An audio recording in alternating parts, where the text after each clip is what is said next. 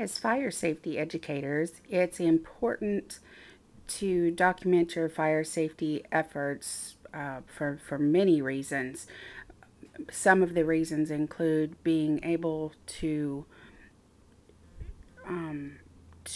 share how your program, how many programs you have done, how your programs have been effective and help make a difference, and can help share different evaluation methods that you can use with your, if you're gathering data, that sort of thing.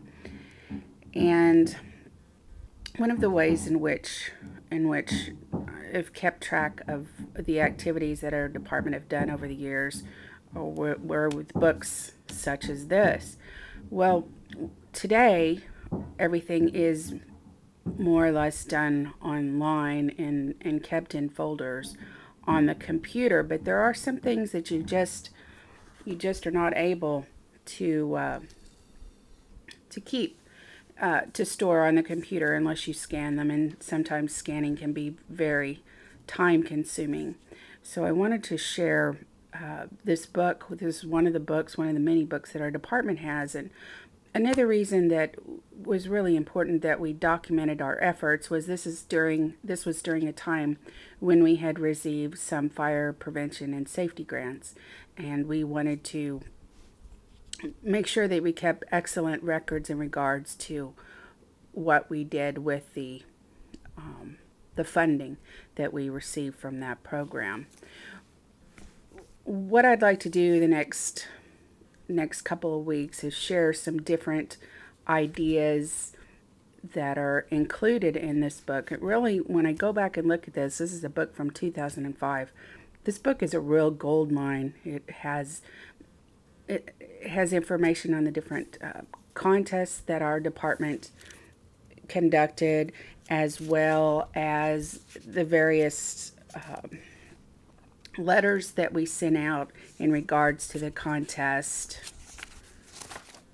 such as this, and also the different entry forms and that. So it's a great way to go back and be able to find what we use. I also keep press releases, letters. This is a letter from a state senator that we received. So I'll try to visit more, like I said, in the next coming weeks about this book and how a book such as this can help you keep everything straight. Let's see if I can get this situated here to where I can get to the page. What I wanted to share with you today on our Wednesday safety tip on the Playing It Safe blog on firehouse.com is a form that our department uses, and as well as the foundation that I'm executive director of. We document the various fire safety programming and activities. Again, we do this for many reasons, and one of the main benefits is that you can use this documentation after you gather all your data and share with potential sponsors, and also it can help with your grants. You can show how many programs you've done, what a difference your programs have made, that sort of thing. So it's really nice to have this this particular information. One of the things I wanted to share with you today is called what our department calls the Safety, Education, and Public Relations report.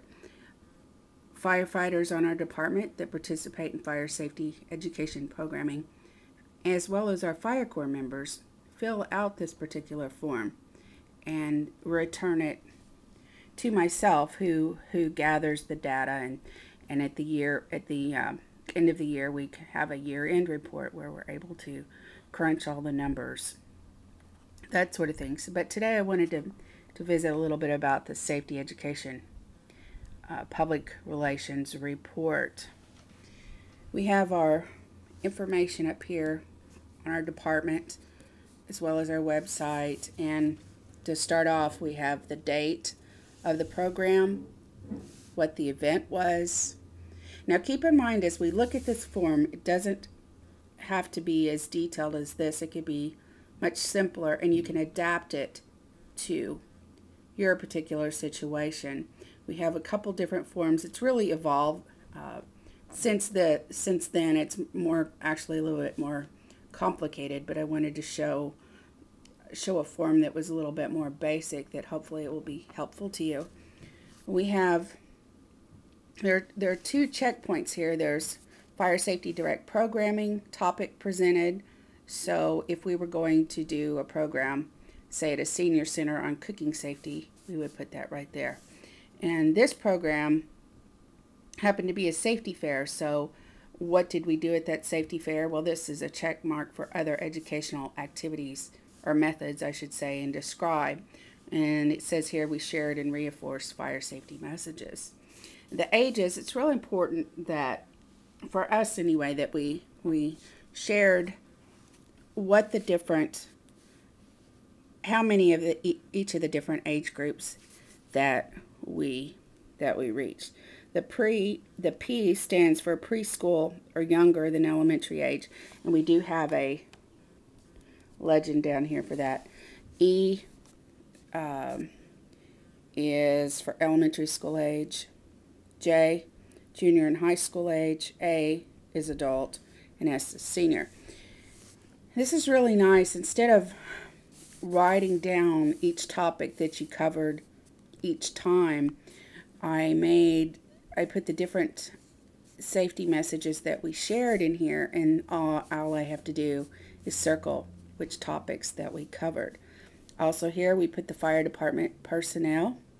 It's very important that we also keep track of the number of firefighters that participated in the event, as well as the number of hours that they were able to work this particular program. And again, that's very important for your data to show. If you're writing a grant, you want to show how much effort was put in by your fire department's personnel. And so this here, 1.5 hours, Fire Corps, they also helped us with this particular program. So there's a contact time spent 1.5 hours, actual event time 1.5 hours. Now, contact time means actual time spent with that particular group of folks sharing the fire safety message. Also, we have fire department equipment at event. Went ahead and have information included, such as our various apparatus that were at the event, our safety house, if the event was held at our safety room. We even have, if Sparkles went, that's really important. I wanted to document the hours that she participated in things as well. Sparkles bed, sound system, puppet theater, puppets, kids turnouts, other equipment. You could just fill that in here.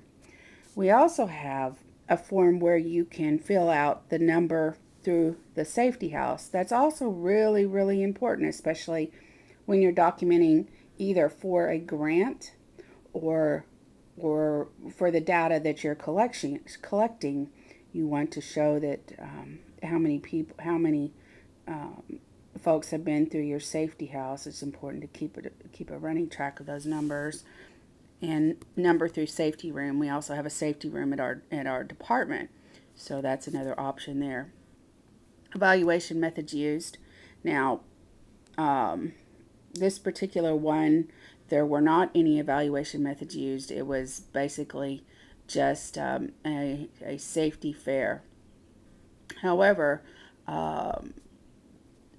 there are other forms in which not only did we fill these few lines, our evaluation method may have gone for another half a page, and we would include that right behind this form, along with the name of the event on the top of the other form, so that in case they got separated, we would know that that particular form went with that person, the fire department personnel. Completing a report would sign there, the date, and then the total personnel hours. And why this is here is because if we are going through crunching these numbers at the end of the year, it's nice to be able to have them right here. So all you have to do is turn the page and you see that here at the bottom. If it would have been an actual fire safety presentation, we would have put here, it says class size. So let's say the class had 20 children in it. We would have put 20 children times the number of contact hours, which would have been 1.5. And we would have been able to show how many total contact hours. So if there were 20 children times a contact hour, let's say of 30 minutes, then that we would just have the total person contact hours. Now that's not really something that's very, very critical to me. This is very important, the number of children that we reached, and if each of the age groups, what we shared with them, as well as the total number of hours and equipment, that sort of thing. So I hope this information is helpful, and that if you can develop your own form if you haven't already.